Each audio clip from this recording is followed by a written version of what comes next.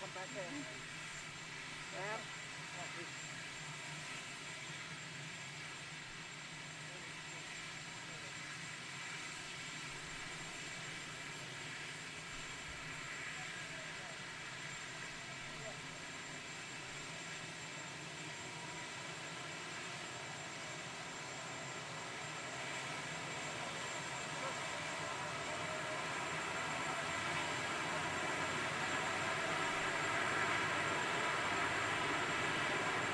Entirely sure how much sort of what you might call osmosis of idiocy applies when Donald Trump does something depraved and or disgusting or just stupid, and then it filters through to people in the United Kingdom who've been drawn to his peculiar brand of fact-free racism. But as a human, never mind my religious convictions, I bow to nobody in my disgust at Donald Trump, or indeed at my accurate predictions of what would happen if he was elected president.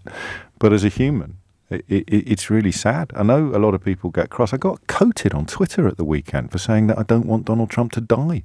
And then if you're shouting about the fact that you do, then you're sort of becoming more like him than you need to be. You have to go high, don't you? The idea that people would be desirous of his death.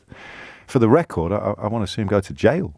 But the point being, of course, that you can't, as a decent human being, watch the footage of him struggling to breathe yesterday while pretending that he was somehow vanquished the virus shortly after coming out of hospital, the day after one of his own doctors described his conduct as insane. And just, again, these whirlpools of absolute madness all around us. But the picture of him, he takes his mask off, he's trying to portray a strong image, and he clearly is struggling still to breathe, is actually heartbreaking. I know, he wouldn't spare a thought for you, he wouldn't spare a thought for his own staff, he wouldn't spare a thought for his own family when it comes to infecting them, but that doesn't mean you don't spare a thought for him. Doesn't mean you don't spare a thought for him. Because he's a human being, and for whatever reason, he is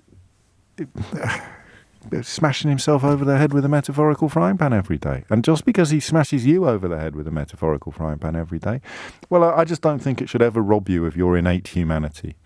In fact, you could argue that the greatest test of our innate humanity, our decency, and if you do subscribe to a religion, if you do believe in God, then almost certainly your religious values demand that you extend sympathy and compassion even to him at a time like this. It's a tough one, I know. That's why Jesus talked about it so much, how hard it is to turn the other cheek, how hard it is to love thy neighbour as thyself, how hard it is to focus on the action, not the actor. But hey, we are where we are. That footage is just awful, absolutely awful.